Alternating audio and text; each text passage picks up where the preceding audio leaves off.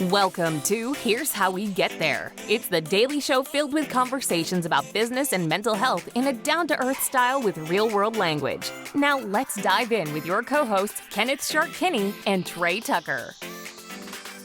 All right, Trey, a sad story, if you will, happened recently.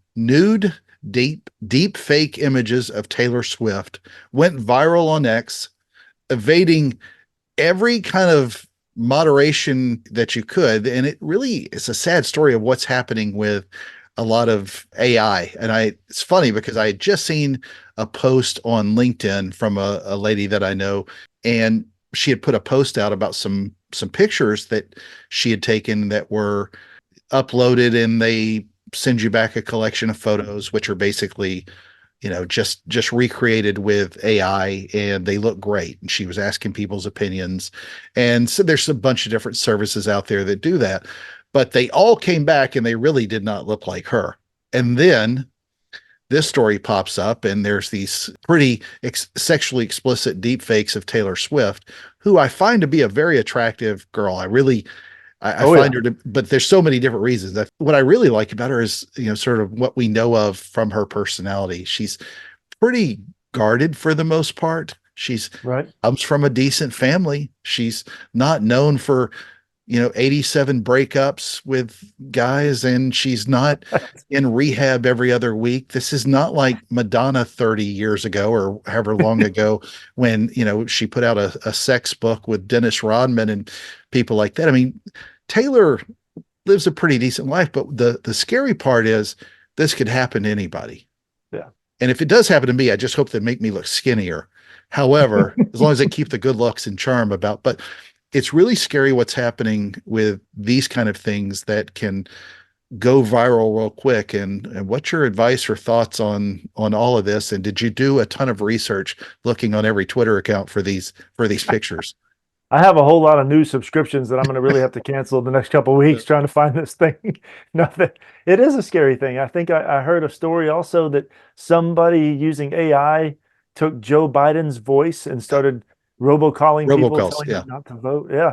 So it's frightening what can happen here. And I don't think the technology itself is necessarily evil. I think it's fairly neutral, and it can bring out the best of us if we use it in such a way, and it can bring out the worst of us if we use it in that way as well. But obviously it could have just been me whispering like Joe. So that's it. You're the culprit. Exactly. So yeah, there's going to have to be some sort of verification system, of course. But at the end of the day, when you look at somebody like Taylor Swift, it ends up turning into a test of her fans' loyalty. And in this case, I have a feeling all of her fans are going to take her side and try to take revenge, maybe in some not so healthy ways, on these people who did it. But you can really see what your quote unquote fans think of you when you get attacked like this. And I think she's got probably the most loyal, rabid fan base of any singer I know of. So as scary as it is, if it had to happen to somebody, I think her fans are going to make it as soft of a landing as possible. True. And the sad part is this is going to continue and grow. And I really hate what it does for her, because this is going to devastate her. This would devastate anybody. And it's so sad. But I think one of the biggest things I would, try to provide any lesson to anyone was to try to ignore these. I mean, it's fake. And unless you're a sad and lonely teenage boy who loves to look at them, I mean, put it down. Just get away from that stuff. That's one of the bad parts of social media, one of the many bad parts of social media and this stuff. The best way to not give this any light or air is just to ignore it and put it away and know what's really more important. And I mean, honestly, I wouldn't normally say this about a star, but my thoughts and prayers are with her, because I can't imagine what that would be like going through for her, because she doesn't seem like the kind of person who's thirsting that kind of attention.